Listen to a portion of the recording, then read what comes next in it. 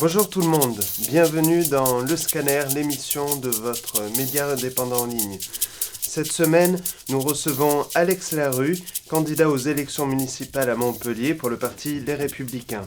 Bonjour Monsieur Théoul. Bonjour Alex Larue. Si je vous dis 1971, vous pensez à quoi ? Oula, je pense pas à grand chose. Comme je suis né en 73, je vous avoue que je n'ai pas la mémoire de l'année 71 précisément. 71, c'est la dernière fois que Montpellier a eu un maire de droite. D'accord.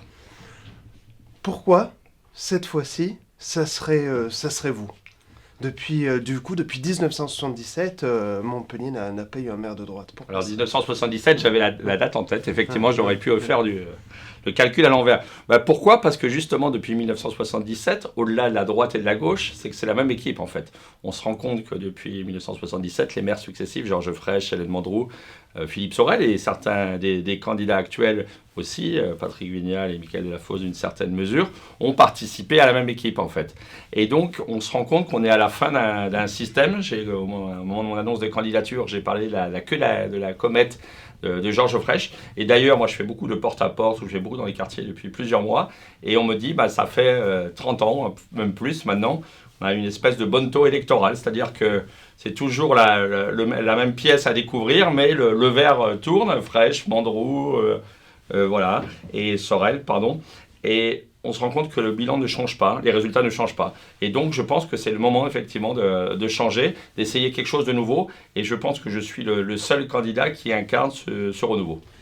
Alors, vous êtes élu dans l'opposition, aussi bien au conseil municipal, et vous siégez également aussi à la métropole. Oui. Comment vous avez vécu ce mandat, ces quasiment 6 années, où par moment vous êtes monté au créneau un peu tout seul, même au sein de votre famille politique. Je pense notamment à des sujets comme le futur stade de foot. Oui. Comment vous l'avez vécu ? Écoutez, ça a été passionnant parce que en fait, c'était vraiment le contact avec la chose publique, l'intercommunalité. On en reparlera tout à l'heure parce que c'est très important, je pense, de bien comprendre ce qui fait l'esprit de la métropole. Ça n'a pas été toujours facile, hein, comme vous le dites. J'ai été souvent seul sur des sujets très structurants. Le stade, effectivement, et hier, on a eu un nouveau rebondissement. Philippe Sorel a annoncé en catimini, des élus en tout cas, de nouveaux projets. L'aéroport aussi, beaucoup. C'est sur d'autres sujets, au moment sur certains marchés publics, sur l'assainissement aussi. Après, j'ai appris mon métier d'élu. Hein, vous savez, au début, vous arrivez, vous êtes plein d'ambition, d'illusions. Alors vous vous rendez compte que sous la gouvernance de Philippe Sorel, c'est pas forcément le dialogue républicain que vous aimeriez avoir, hein, parce que moi je suis passionné de politique et passionné de choses publiques. C'est aussi pour ça que je me suis engagé. J'étais assez déçu, voire très déçu sur le comportement du maire président. Hier soir encore un nouvel exemple, hein, j'ai posé quelques questions à mes autres collègues aussi. Souvent on se fait renvoyer dans nos 22, comme on dit au rugby, plus ou moins élégamment. Surtout quand le maire ne sait pas répondre aux questions. Donc c'est assez frustrant. Et je vous avoue que depuis un an et demi, l'ambiance est tellement détestable qu'on prend, même si on est présent, on prend du recul parce qu'on sait que chaque intervention, chaque question est propice à la moquerie ou voire parfois aux insultes. Donc il est temps que le mandat se termine. Vous avez évoqué le métier d'élu, pourtant ce n'est pas votre profession, élu. Non, pas du tout. Moi je suis avocat, j'ai une vie professionnelle à côté, mais le terme métier aussi implique une certaine, comment dire, une implication assez forte dans son action. Moi, je ne suis pas un élu qui vient là en dilettante. J'essaye de comprendre les problématiques, j'essaye de proposer d'autres solutions. Et c'est en ça que c'est un métier, si vous voulez, sans que ce soit péjoratif, loin de là, hein, bien sûr. Et d'ailleurs, il y a plein d'élus, notamment de maires de plus petites communes, qui dévouent une grosse partie de leur vie personnelle à leur mandat. Souvent isolés d'ailleurs et souvent assez maltraités, bien sûr que ce soit financièrement, mais même par leurs citoyens. Mais métier vraiment au sens où ça implique une rigueur et une passion. Vous militez pour le respect de la parole donnée, vous travaillez sur un pacte de confiance, vous êtes plutôt favorable à l'évaluation des élus. Tout à fait.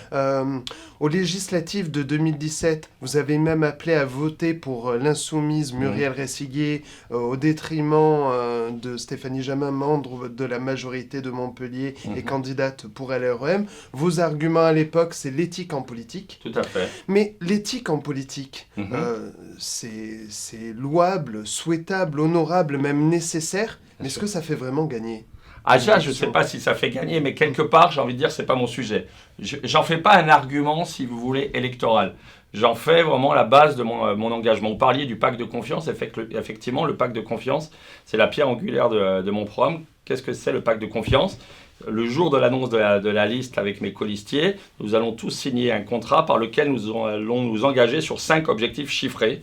Et nous allons nous engager devant l'huissier, et moi le dernier, effectivement, à ne pas nous représenter si nous sommes élus, si nous n'atteindrons pas les résultats promis. Et les premières annonces sur le pacte de confiance, ce sera des objectifs sur la sécurité, puisque c'est un sujet qui est quand même très important à Montpellier. Et c'est aussi une façon de rendre compte, et notamment sur la sécurité. J'ai annoncé qu'une fois par an, je ferai un conseil municipal dédié avec les résultats de l'année passée. Parce que l'idée, c'est aussi assumer ces résultats, qu'ils soient bons ou pas bons, de façon transparente, avec des professionnels qui seront invités. Et on fera ça régulièrement sur d'autres thématiques. Récemment, vous avez réagi au clash, entre guillemets, entre les organisations syndicales représentant du personnel à la ville et à la métropole et Philippe Sorel. Dans votre lancement de campagne, vous engagez aussi sur un pacte avec le personnel. Oui. Qu'est-ce que ça veut dire exactement? En fait, c'est un pacte de service public. En disant, en fait, on se rend bien compte que pendant ce mandat, une fois de plus, il y a des guerres, d'abord larvées et maintenant en plein jour, entre Philippe Sorel et le personnel, les agents de la ville, la métropole, CCAS. On voit aussi qu'il y a souvent des grèves dans les écoles, ça ne vous a pas échappé. Et moi, je dis, effectivement, l'objectif final, l'objectif commun que nous avons élus et agents, il est le même. C'est le service public. Et il n'est pas question de revenir sur la qualité, sur le volume du service public. En revanche, mon engagement, et j'ai tendu la main le jour même de mon annonce de candidature, donc ce n'est pas quelque chose de nouveau. On parle du 9 mai dernier, avant même le clash de vendredi dernier, pour reprendre le terme de Philippe Sorel, c'est de dire aux syndicats et aux agents de manière générale, même ceux qui ne sont pas syndiqués, moi je suis prêt à travailler avec vous. Je sais qu'il y a une souffrance au travail. On parle d'abord souvent d'absentéisme à la ville et à la métropole. Alors l'absentéisme, vous savez, il y a 2 façons de traiter le sujet. Soit on considère qu'il y a beaucoup de gens qui ne veulent pas travailler, qui se planquent et du coup ne viennent pas. Il y en a sûrement, mais il y a aussi beaucoup de gens qui sont en souffrance au travail. La souffrance au travail dans une collectivité, c'est quoi? C'est qu'on manque de mobilité sur les postes. Il y a des gens qui sont toujours dans les mêmes services depuis des années et des années. Et puis c'est humain, à un moment, quand on n'évolue pas, on stagne et on s'ennuie, on est peut-être moins motivé, ça arrive. Donc je propose une bourse d'échange, aussi des formations permanentes accrues. Je sais que le taux d'élus qui va au CNFPT notamment, d'après ce qu'on m'a dit, est en baisse, parce que les gens n'y croient plus, une espèce de plafond de verre aussi sur les promotions. Donc moi je veux ouvrir un dialogue très vite, une espèce de Grenelle, c'est le terme un peu adéquat pour ce type de dialogue, mais très vite, dès le mois de septembre avec les syndicats et les agents, sur du gagnant-gagnant, sans être naïf, mais sans être dogmatique non plus, en disant, voilà, il faut y arriver ensemble, et si on arrive, moi je suis prêt à tendre la main notamment pour redonner du pouvoir d'achat aux agents, ou du temps de repos supplémentaire. Faut-il revenir sur la mutualisation des agents villes et métropoles, qui est quand même assez contestée en interne par les agents? Alors, vous savez, une des spécialités dans le monde politique français, c'est quand vous êtes élu, vous défaites ce qui a été fait par le prédécesseur, juste par dogme politique.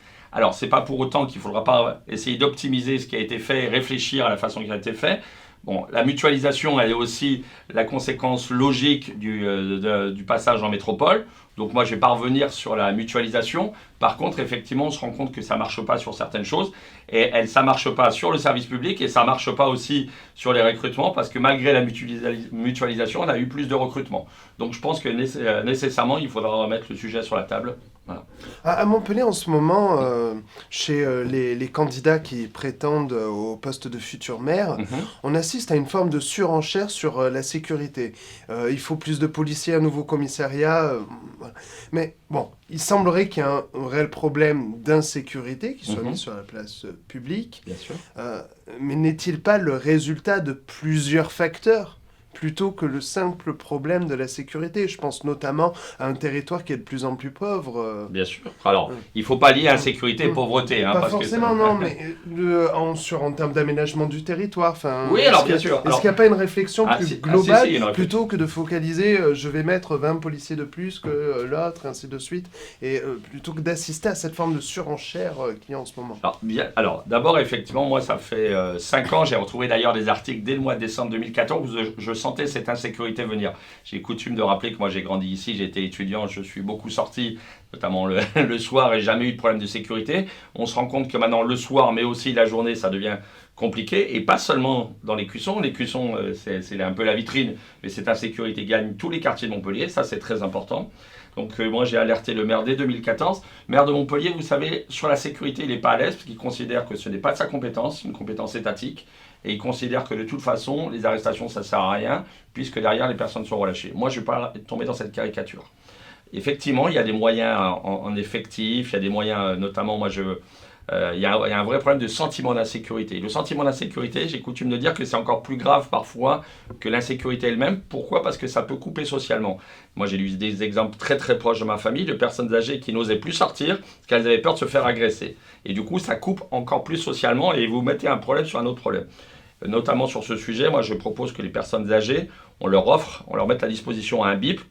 Et quand elles assistent à une agression, ou elles sont elles-mêmes victimes d'agression, ou elles se sentent mal à l'aise, elles appuient sur ce bip, elles sont géolocalisées, et une voiture arrive dans les 5 minutes.